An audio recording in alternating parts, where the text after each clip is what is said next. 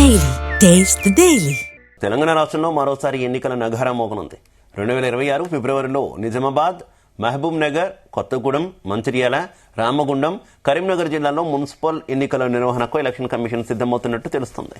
ఇక మే నెల చివరి నాటికి జీహెచ్ఎంసీ, ఖమ్మం, వరంగల్ కార్పొరేషన్లకు ఎన్నికలు జరపాలని భావిస్తున్నట్టు సమాచారం. అయితే రిజర్వేషన్ల గెజిట్ వచ్చిన తర్వాత అధికారికంగా నోటిఫికేషన్ విడుదల చేయనున్నారు.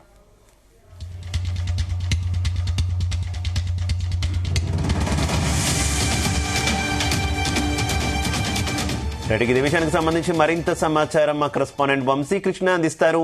వంశీకృష్ణ, తెలంగాణ రాష్ట్రంలో మరోసారి ఎన్నికల నగారా మోగనుందని గురించి చెప్పాలి. 2026 ఫిబ్రవరిలో నిజామాబాద్, మహబూబ్ నగర్, కొత్తగూడెం, మంచిర్యాల, రామగుండం, కరీంనగర్ జిల్లాల్లో మున్సిపల్ ఎన్నికల నిర్వహణకు అటు ఎలక్షన్ కమిషన్ సిద్ధమవుతున్నట్లు కూడా తెలుస్తా ఉంది. ఇక మే నెల చివరి నాటికి జిహెచ్ఎంసీ, ఖమ్మం, వరంగల్ కార్పొరేషన్లకు ఎన్నికలు జరపాలని భావిస్తున్నట్లు కూడా సమాచారం అందుతుంది. అయితే రిజర్వేషన్లు గెజిట్ వచ్చిన తర్వాత అధికారికంగా నోటిఫికేషన్ విడుదల చేయాలనేది కూడా ప్రభుత్వం నిర్ణయించినటువంటి పరిస్థితి కూడా మనకు తెలుస్తా ఉంది.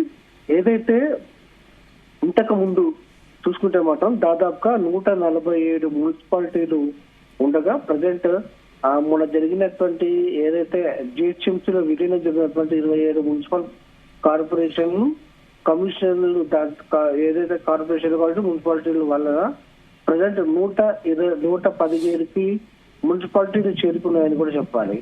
దాంట్లో భాగంగా నిజామాబాద్, నల్గొండ పాటుగా ఇతర ఏవైతే జిల్లాకు సంబంధించిన కార్పొరేషన్లు ఉన్నాయో అవన్నిటికి సంబంధించి కూడా సమయం కూడా ముగినటువంటి నేపథ్యంలో వాటికి అటు ఏదైతే మే నెల చివరి నాటికి జిహెచ్ఎంసీ ఎన్నికలు నిర్వహించాలని, దాంతో పాటుగా మిగతా వాటికి మున్సిపాలిటీలకు మాత్రం ఫిబ్రవరిలో నిజామాబాద్, మహబూబ్ నగర్, కొత్తగూడెం, మంచిర్యాల, రామగుండం, కరీంనగర్ జిల్లాల్లో నిర్వహించాలని, వాటికి సంబంధించిన ఎన్నికలు నిర్వహించాలని కూడా ప్రభుత్వం భావిస్తున్నటువంటి పరిస్థితి మనకు తెలుస్తోంది. దీనికి సంబంధించి ఎన్నికల కమిషన్ కూడా ఇప్పటికే సిద్ధమవుతా ఉంది.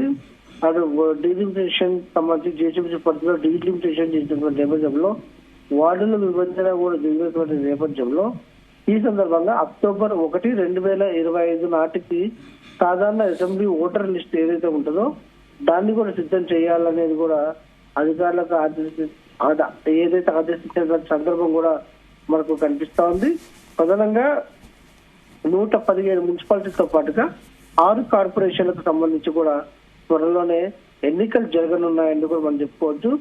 జిహెచ్ఎంసీ ఎన్నికలు మాత్రం అటు మే గాని, ఏప్రిల్ లో గాని ఉండే అవకాశం ఉందని కూడా మనకు చాలా స్పష్టంగా తెలుస్తా ఉంది.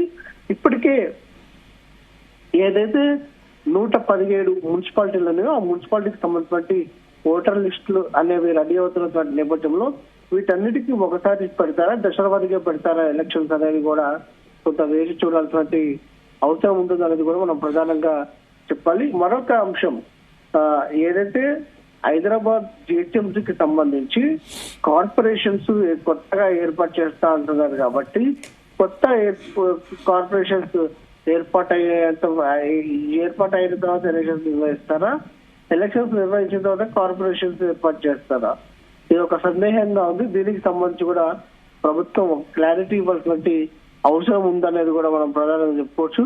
మొత్తం మీద రాష్ట్రంలో మరో ఎన్నికలకు సిద్ధమవుతున్నారు అనేది కూడా మనం చాలా స్పష్టంగా చెప్పచ్చు అనేది కూడా మనకు అర్థమవుతా ఉంది. ఇప్పటికే అన్ని పార్టీలకు కూడా ఆశావాహులు వారి యొక్క విజ్ఞాపన పత్రాలు కూడా ఇస్తున్నటువంటి సందర్భం కూడా మనకు చాలా స్పష్టంగా కనిపిస్తుంది. Shiva, right, okay, thank you Vamsikrishna.